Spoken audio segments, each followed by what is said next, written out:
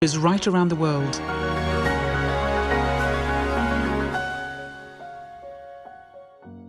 Hello, I'm Shanti and thank you for joining us for today's masterclass, one of 21 masterclasses in new consciousness, new ways of thinking, of being and of doing in today's rapidly changing world.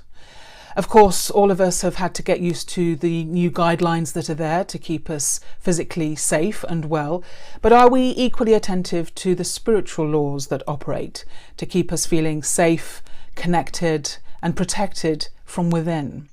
My name is Philippa and I'll be with you throughout this series as together we listen to the experience of meditators and yogis from countries right around the world, as they'll be sharing with us their tips, their navigational tools for coping with these challenging times. Now, one of the aspects of the coronavirus that has been new for all of us has been the extent to which we have had to face up to death and dying.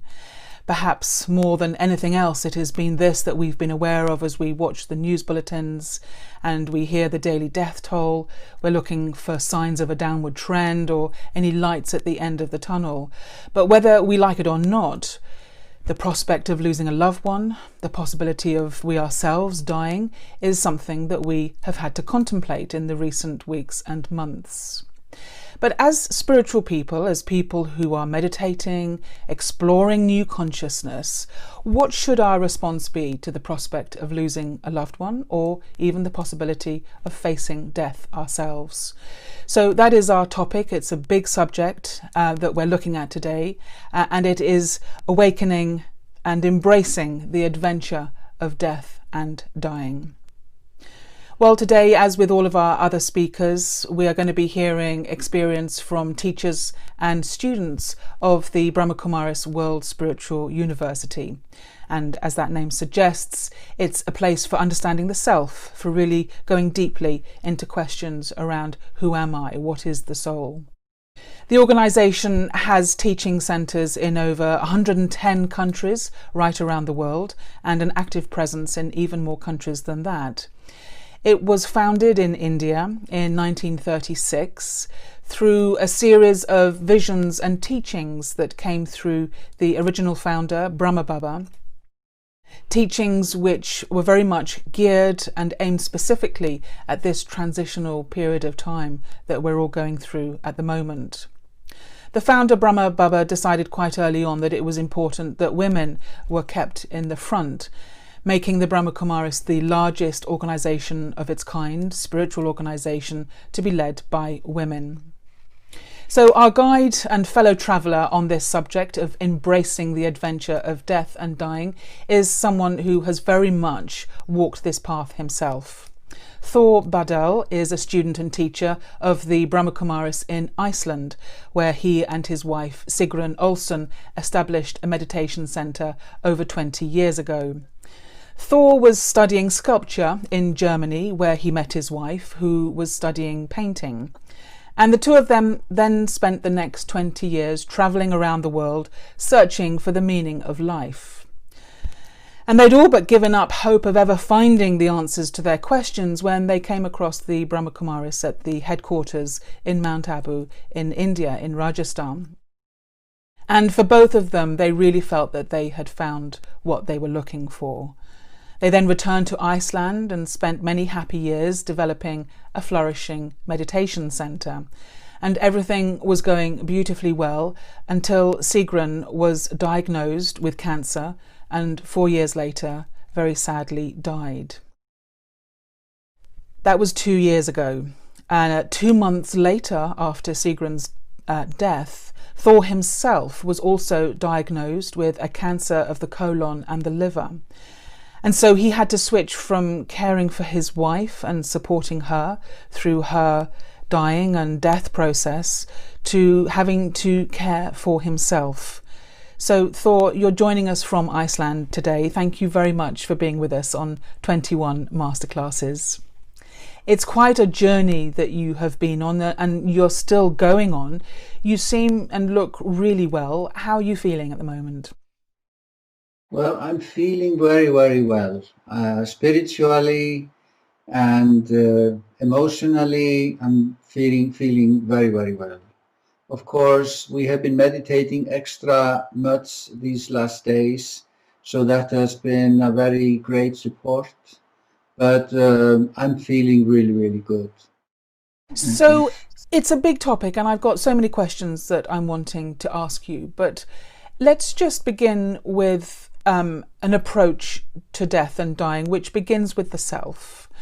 And for you and your understanding, what part of us is it that dies when we die? And what part of us is it that continues on? So, in a sense, what actually is happening when we die? Mhm. Well, this is a very, very valuable point, and I could see and feel in my life how important this understanding. It's really a simple understanding how essential it is for our lives to realize that the body is separate from the consciousness, from the being, from the soul, and that was in a way the foundation of how I could go and went through this process, especially when Sigrun was diagnosed and was going through her process. And then when I was diagnosed, and that I am not seeing myself as the physical body. The body is more like a car that I drive around in, but the consciousness, the being, is the real thing. And to have that clear experience and understanding that that consciousness is eternal and it's going to continue, and it's like it's never going to die. So death is in a way an illusion for the soul. It's it's like impossible for the soul to die because it can only continue to live. And this clear understanding has changed everything about this process, both with my wife and now with me going through the same process. And I don't know if I'm going to survive or how long I'll be around in a year, 10 years, or less, or half a year. Nobody knows, but at least that um, that fear doesn't have to be part of my life. There doesn't have to be so much suffering, like spiritual or emotional suffering involved, and that is really a very, very valuable point that helped me a great deal. So, exploring as we are this whole arena of new consciousness, what for you would be the perfect death? How would you want to feel, want to experience? How would you want that to be?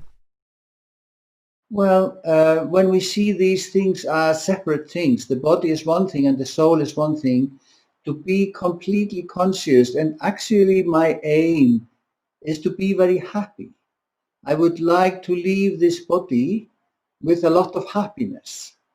And I know it sounds a little bit strange, but I have seen it with one student from Holland I met last year. She was in the process of dying, and she was extremely happy because there was absolute contentment and a full understanding of what was going on. That she was just going to leave the body and take on a new role in a new place, and it was really very nice experience to see that happen in front, because those people I met in my life that were dying, like my mother left the body like about 4 years ago, and of course she was 97 and it was a completely different setup, but but there was not that option in a way that we could be peaceful, content, strong, and aware, and even happy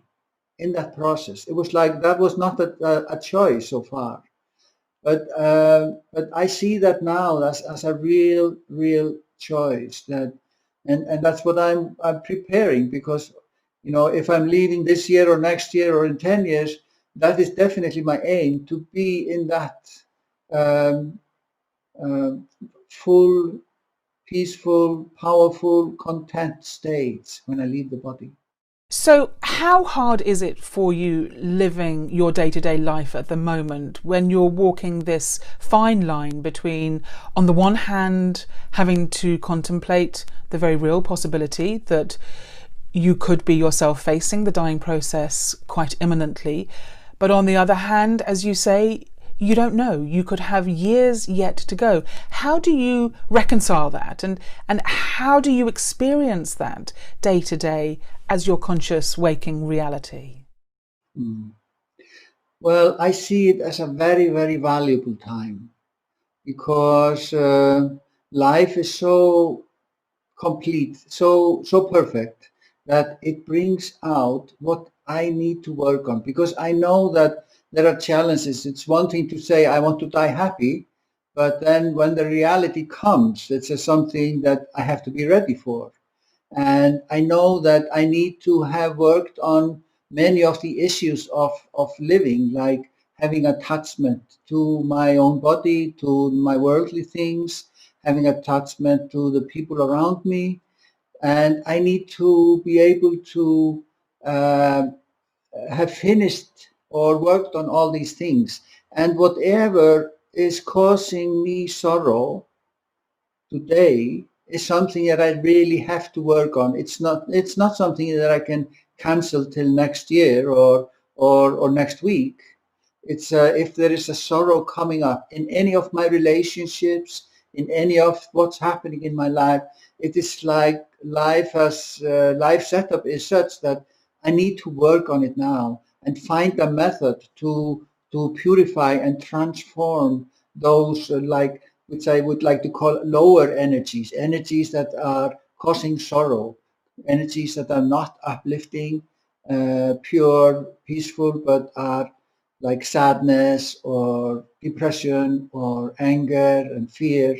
All these energies that are part of us, they need to be transformed. So I see it as a very, very valuable time to do this cleansing, to do this transformation.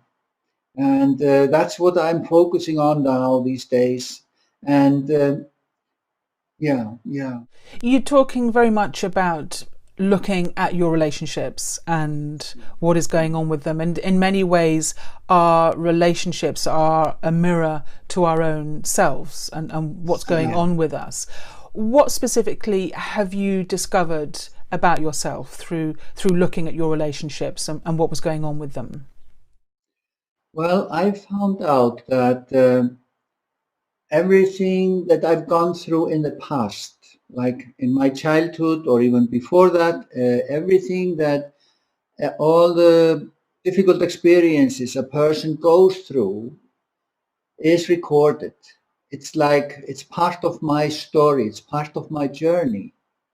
But the difficult experiences, they are not something that you want to keep in your awareness all day long. You go through something and then after some time, you pack them up and you put them into the subconscious. It's like automatic. We put things into our subconscious because we cannot be aware of these energies in our daily life. But these energies, they are still there. They are part of us, and they are shaping our personality, and they are affecting our relationships. And that is what I find so interesting, that the relationships that I'm in and we are all in, they are like a mirror of my own subconscious mind and my own subconscious storage. And I've gone through some very interesting experiences that have like clarified and proven how this works for me.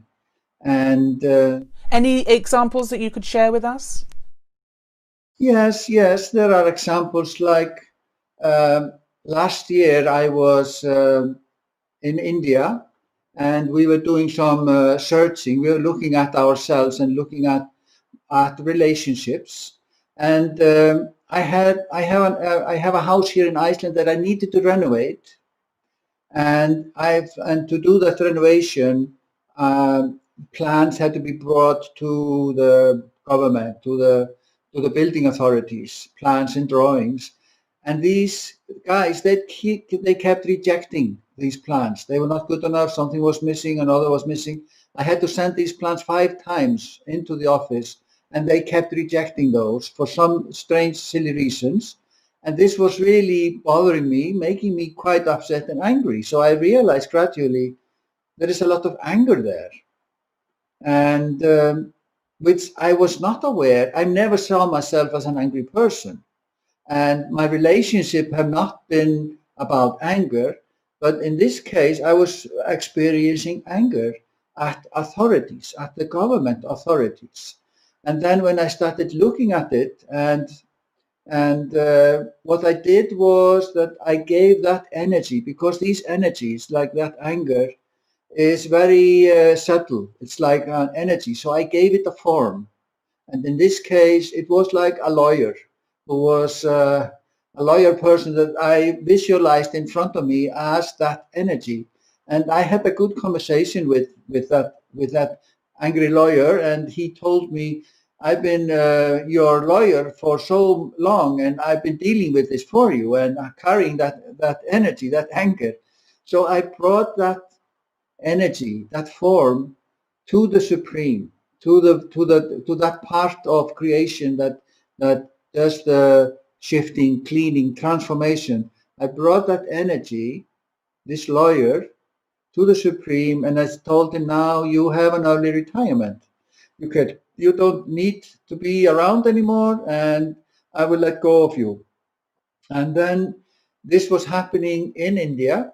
When I came to my room that same night, there was an email from the building authorities that all plans had been accepted and stamped, and I can go ahead with the building after sitting there for 1 year.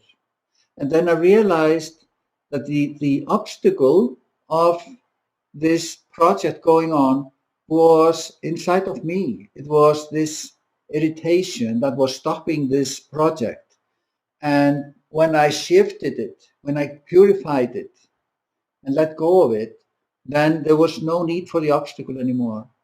So not only was I free from that anger, at that particular anger, but also the scenes that this anger created was dissolved. And this is what I find so valuable today, because people are dealing with so many things, and they tend to blame someone else. They tend to blame authorities, the government, or the neighbor, or the boss, or someone. But the seed is usually with the self. If it's in my life, affecting my emotional life, then it's part of me. And to take that responsibility was the key to being able to shift it, to be able to transform it. Because I saw this guy, this lawyer guy, that was carrying this anger for me, that was part of me. He was my creation. I had created that person, that energy. Something must have been happening outside in life, but inside, that emotion was created by me. And if I created it, I am in charge. I can do with it what I want to do. But if I say I'm helpless, it's them, it's they out there, they make me feel so bad, then I cannot do anything. I'm a victim, and I'm not in charge of that energy. So that was like a key realization there, to see that, what's in front of me has to do with me. That's part of me. And that's why I'm looking at all my relationships, from parents, brothers, sisters, work companions, all relationships that I have come across, because they may carry very, very valuable information for what I need to do in myself. It's very interesting that this aspect of your concealed anger was something that you actually had no conscious awareness that it was there. And yet it was actually directing and controlling so much of what was happening without you even knowing that it was there. And I'm wondering whether once you had that realization, did you feel an actual shift take place inside you? And I'm also wondering whether you feel that this whole process that you're on at the moment, have you noticed a change in your meditation practice as a result of being on this journey now? Has that made a difference? It's like two main points that I find are very essential. One thing is that I am the energy, I'm the consciousness, I'm not the body. And the other is that the Supreme has that part of purifying me, purifying everything that is not uplifting and clean and pure in me. So to give that role to the Supreme and bring those energies to the Supreme for cleansing, that is also a key element, because that's how we can get rid of so much sorrow. Like now, many people are facing fear of the virus or of their financial situation or the world in general, what's going to happen, and people are experiencing inner fear, real concern, which is a kind of a suffering. And no matter what's going to happen out there, if I can let go of that suffering, then my life becomes a lot better, my mind will be cleaner. I will be able to see more clearly than if I'm burdened with worries or fears about what's going to happen tomorrow. And this is in small things and in big things. Like the first things I had to look at was, what about my fear of dying? What about my fear of death? And then I had to give that energy a form, this energy of uncertainty, not knowing what's going to happen, how it's going to happen, to give that form and have a conversation with it and understand that energy. Because the energy has a lot of information. And by giving it form, we can have a conversation and get valuable information about when did I create it, what's its role, how was it helping me, and ideas like that. And then take that fear, like fear of dying, to the Supreme and give it to the Supreme and see how that energy transforms. And then I become free. I can become free from that fear, which is, of course, really a completely different mindset than being burdened with fear of what's going to happen. So it's so valuable to have a tool like that can work on any sorrow. It can't be like many people are dealing with guilt or fear of rejection or shame or sadness or whatever. All this is just part of our story that we have gone through, and it is like a package of information, our story, our history, what we've gone through. And it doesn't have to be a big burden on our head. And there is a way to let go of these things. And I think that is so valuable, especially now when we are going through these times that the world is going through. You're mentioning quite a lot this idea of handing over to the Supreme, of handing over to God. And you've had a 20, 25, whatever, how many years practice of really experiencing the presence of the divine in your life.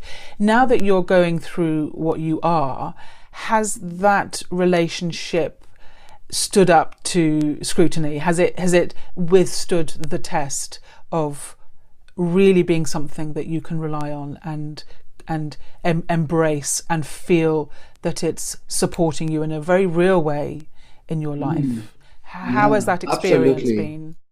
Absolutely.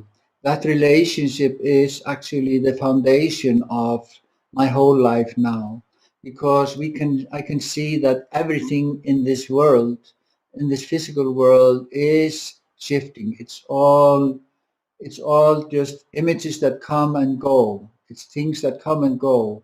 And what is really reliable, what's really firm and strong, and what I can rely on is that I am the soul, eternal, and the relationship with the Supreme Soul, which is the source of all the highest and the best and the most elevated energies.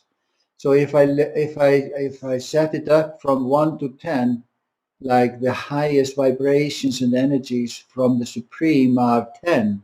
It's like unconditional love, power, bliss, happiness. These energies, this state of being is coming from the Supreme. And then at the other end is the sorrow, the sadness, the fear, the anger. That's like 1 and 2. And that I can have a really, I can move on the scale from maybe 2, 3, or 4 to 7, 8, 9, and that this is in my hand when I have that relationship, when I know how to connect with that source of light, that source of the highest vibration. And of course it changes everyday life and everything that I'm dealing with. Of course, it's one thing to go through the process of contemplating your own death and dying, but quite another thing to really walk alongside someone who you've lived pretty much your adult life with and have loved and have been very close to. Looking back now on Sigrun's diagnosis and her dying process and then her death, how was that, and how does that compare to now going through it yourself?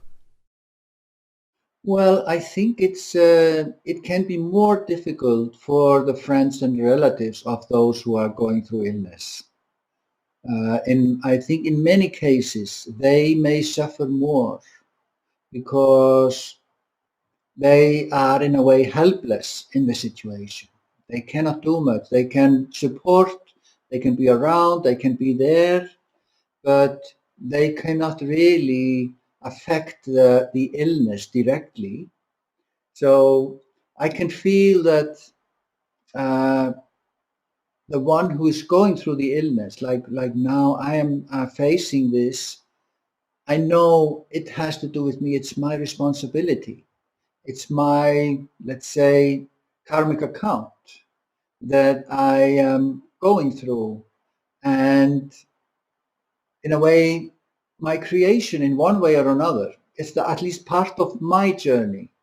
While my family is like observing and they cannot do much. They are observers and they may suffer more than the patient because the patient knows this is something of value for me. I have to do this. I have to go through this. And this is my lesson. This is my school. And but the other ones are, uh, yeah, they don't. It's a different. So I can see that clearly, and yeah. So I think that the close souls they may go through a more difficult time than the patient actually. And how were you personally with Sigrun when she was dying? How did you manage to maintain your own inner sense of being at peace? Well, it was of course a process of letting go. It was clear a few months or a year before that this illness that she had was not curable, and it would lead her to death. So what we could do was to do all kinds of things to make it easier, to make her life better. We did Gerson therapy, which was a lot of work with juices and pills and things like that. And she like was able to at first when we got the news that it was not curable, they said maybe 3, 4, 5 months. But then from that she lived like 2, 3 years after that because of that work.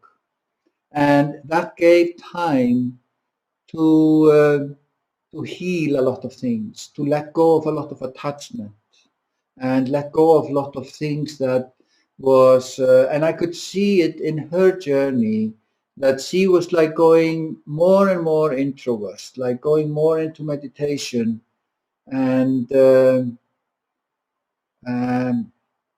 not the last months, like not involving herself in any of the physical things. And I can see that, and I feel that in my life now, that I'm quite disinterested in the physical, in the worldly things, and more interested in the internal. What is my state like? How can I improve my states? And then connecting with the Supreme and cleaning everything that is disturbing. So in a way, that process, I could see it with her, that she was going more and more inside. And then when she left, it was like she disappeared into herself somehow. It was like, that was my experience. It was like she went in and out, and was free. And it was it was a lovely experience, very, very powerful experience. She was very loved by many people, and you had a small funeral, but you then had an event that the public could come to, because of course she was well known through her art and much loved because of her artwork. And then you had a celebration of her life as well. In those days that followed, would you say you had a strong sense of her? Was there still a connection with her after she had died? And how was that for you? Yes, there was a strong connection for some time, but then it kind of gradually or quite quickly got less and less. As it was like she was around until after this program we had in memory of her life, where a lot of people came, and there was like a cultural music and art and talks. But then it was like she went to another role. But I was fortunate enough to get a message from her quite recent, not so long after she passed away. And it was very clear that her personality was speaking, and that she had received a new role and was quite occupied with that. And in a way, it was like the past was past, it was gone. And she really was, and my experience was that when she left the body, she left that role also. And the connections, in a way, faded quickly, even though I know that the souls will always be connected. And the strongest connection we have is to someone we love. And when there is a love relationship, it's very likely that we will come and meet again and again. So I'm quite convinced that I will meet her in one form or another in the future. So instead of going into mourning, and I know that she was very well and happy and fine, and was just living in another reality, in another place, and in a way, almost like, uh, now I've started something new. It was like almost like leave me alone. It's like, I'm in a new place now, and you just continue with yours. It was, and I realized that I need to let go of all attachment, and it was very interesting because both of us had been working on attachment before she left, of letting go of these energies, that I was really surprised that I didn't have to go into deep mourning. That was what I expected, because we had been so close for over 30 years, living together and working together, running the center together. We didn't have children together, so our work and cooperation was like, we were like one in many ways. And I thought, well, maybe there's going to be a long time of mourning, but it was not the case. And I was quite surprised that instead of mourning, there was more the feeling of gratitude. And, we had a wonderful life together and have a nice journey and I'll meet you later. It was like he was going on another, and then I'll see you later. That was like that uh, full, clear awareness that changed the mourning process a lot. And For some people listening to this, it might be a really strange concept to think of this continuity of consciousness, that we're used to thinking our thoughts in our physical body, but the idea that we can continue thinking, having thoughts, feeling ourselves actually after we have died is quite a stretch for some people, and yet you are very clearly in a place where that is absolutely the case. How does that significantly change your approach, do you think, when you think about death and dying? Well, I see it now as with a broad lens. I see my life not just from the moment I come into this body and the moment I leave this body, but I see my life as a much, much longer period. So it's just one life broken up into many pieces. And we are just looking at one piece at a time, which is maybe 60, 70, 80 years. That's just one piece, because the soul is eternal and the soul has this interesting role to play. And when I see it like that, it's a completely different picture than if I'm just looking at this one physical uh, day of birth, day of departure, and everything, and then trying to hold on to that. It's when the big picture is in front, then it looks completely different, and there's a completely different awareness.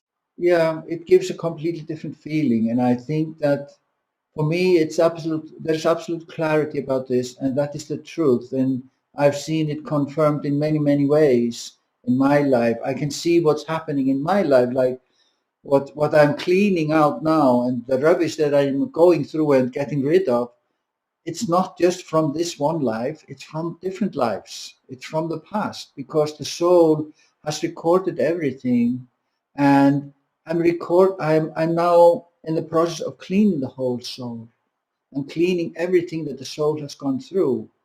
And maybe the seed of something that's happening in my life now is centuries ago. Something happened, and then that's part of me, and it's emerging, taking form in my relationships in whatever way that I'm dealing with in my life, and to see that I don't have to blame anyone.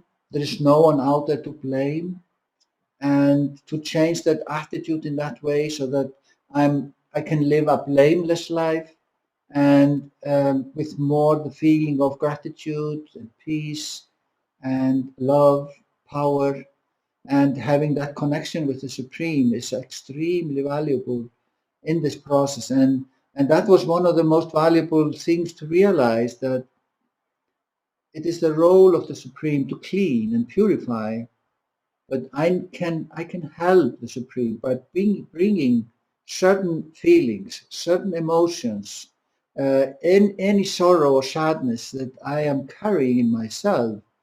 uh, the Supreme has that part of cleaning it and purifying me, and that makes it very extremely easy. It makes the process extremely easy, because it's not me that have to do the work. It's the Supreme who's doing the work. It's like he's mixing his high vibration into my sorrow, or my worry or my fear, and the feeling is gone. And this is, of course, extremely valuable for all people who are facing situations, health, financial situations. Like if there is financial worry, I mean, one thing is to worry about not having enough, but if that feeling is removed, the fear of not having enough, then the mind will see different options, different possibilities. It becomes creative, because I've seen that if we are under fear, if we are under sorrow, if we are under the burden of suffering, then the mind is not creative. It will not see solutions. It will not see the possibilities that are there, and even it's incapable of learning from the experiences. So just to be able to remove those feelings, those emotions out of my life. And what happens normally, and like the story I was telling you with this lawyer, then the physical reality shifts. And where there was just an obstacle, a wall, no possibilities emerge. So this my consciousness is creating my life, and that is in a way the realization that is becoming more and more strongly, and that's why I'm now dealing with everything that I can find that has to do with illness of this body or suffering of this body, to deal with it on an energy level and changing it, giving it up to the Supreme, giving it to the Supreme Doctor who has that part. It's a radically different approach when I hear you speaking from how most people in this situation would be feeling, and the amount of sorrow and suffering.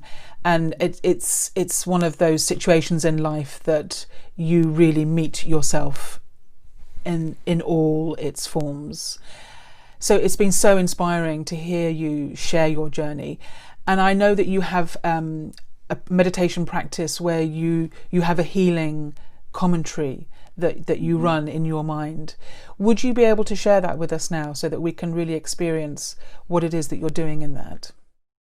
Absolutely, I'd be very happy to do that.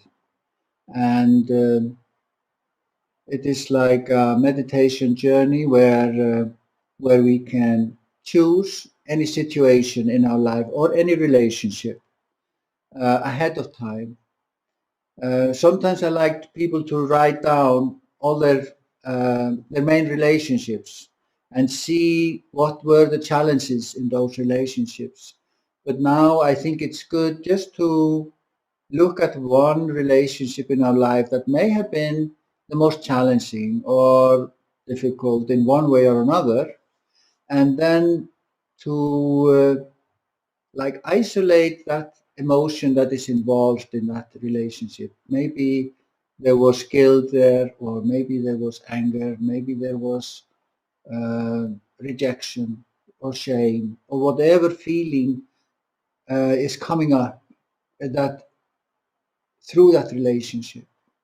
And yeah, we can do that. So I think it's good then to uh, look through your life and see and pick one example, one experience that you are ready and willing to shift now, and willing and ready to let go of now. And this meditation, it's good to do it with closed eyes because it involves some mental visualizations. So shall we do that now? Let's do it. Yeah.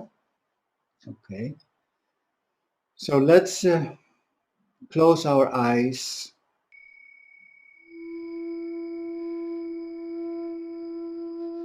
and connect with the seed of awareness, that little point of light in the center of the forehead, the part of us that is eternal, the part of us that is always safe and secure,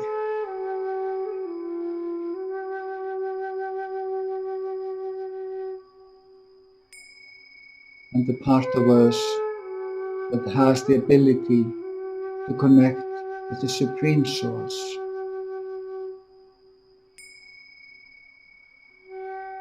This part is pure, peaceful, and strong.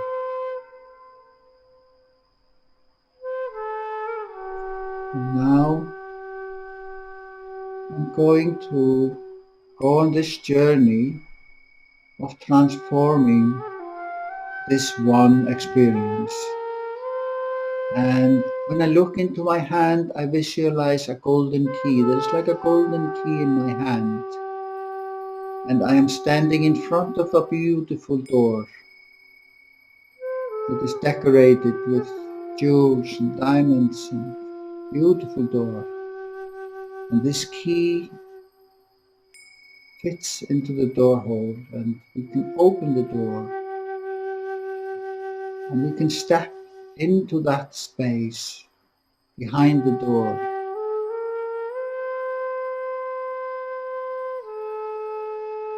And this space is our inner storage, is our inner heart, where all our past experiences are kept. All our beautiful experiences of happiness and peace and love, they are stored there in this space. And when we look around, it's like a storage place of experiences, of things, forms and shapes. And in one of the corners there is that experience that I want to work with, that person or that relationship that triggered that challenging experience. And I ask that energy to take a form and shape.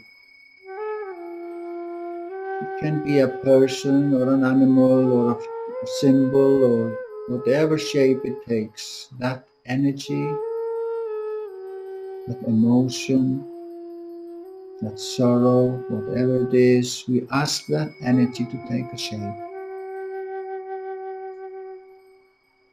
And that shape is now in front of us. And now I can ask that energy, what was your role in my life? Why did I create you? And I can listen to the answers that come.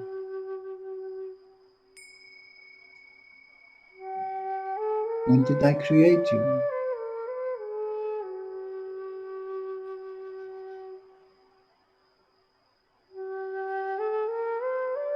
And this is our creation, this form.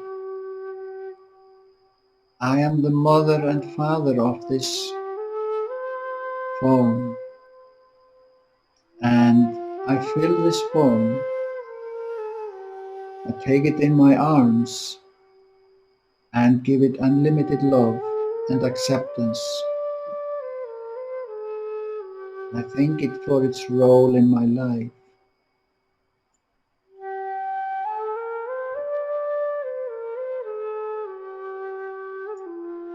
And in the middle of this space, in this room that we are in, it is like an altar with a ray of light from above. And we take this form, this experience, to that altar, to that light, to that column of light. And we inform that energy that now it's time to transform and shift and to be purified. And we place this form, that energy, into the light. We give it to the Supreme for transformation, for purification. And we see how the form begins to dissolve.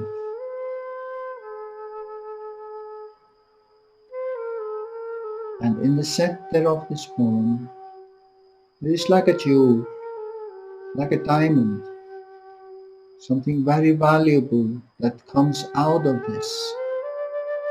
It's like the core of this form has a valuable diamond. And when everything else has been transformed, I hold that diamond in my hand.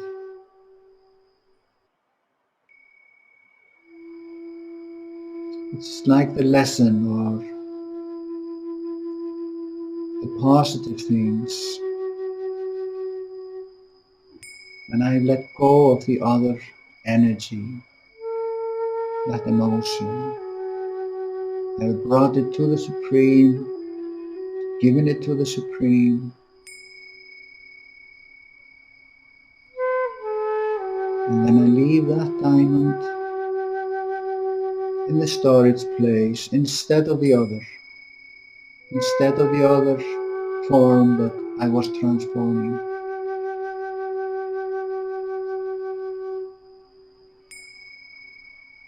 And I can take any energy, any experience from my life and transform it in this way, one after another. But this one will do for now. You can continue and clean and purify all relationships.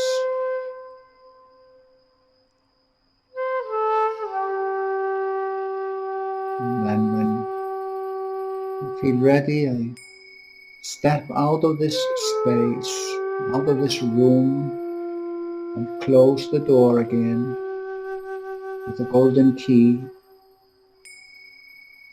and hang it around my neck so it will always be with me, and I can go in there anytime and transform any sorrow from my past or present whenever I like.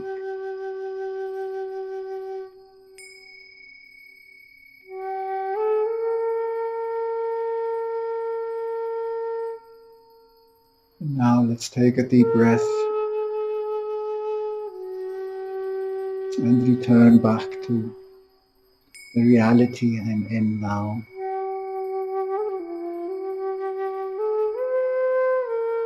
Om Shanti. Thank you so much, Thor. I feel like I'm literally holding a sparkling diamond in my hand. That was such a beautiful journey you took us on. And it's a journey we can take ourselves on anytime we want. We don't have to be engaging with the journey of our own death and dying to have these experiences of really deeply purifying, as you've talked about, and cleansing our deepest thoughts, our subconscious, the whole of our being is involved in this process of cleansing and purification. I can't thank you enough for sharing so much your insights into this whole subject, which, you know, let's face it, all of us are going to be on this journey at some point or another. And you've brought huge awareness to it. And I thank you for your insights and for your sharing, Thor. Thank you for being with us today. And all the best. Thank you very much for giving me this opportunity. And really all the best for your journey going forwards. Our heart is with you. Thank you so much. Thank you. And thank you as well for joining us from where you are. I hope you've really been touched as deeply as I have by Thor's experience there, and that you will continue thinking and exploring for yourself what this means to you. I look forward to seeing you again next time on the next masterclass in New Consciousness. Until then, take good care, keep safe, Om Shanti, and goodbye.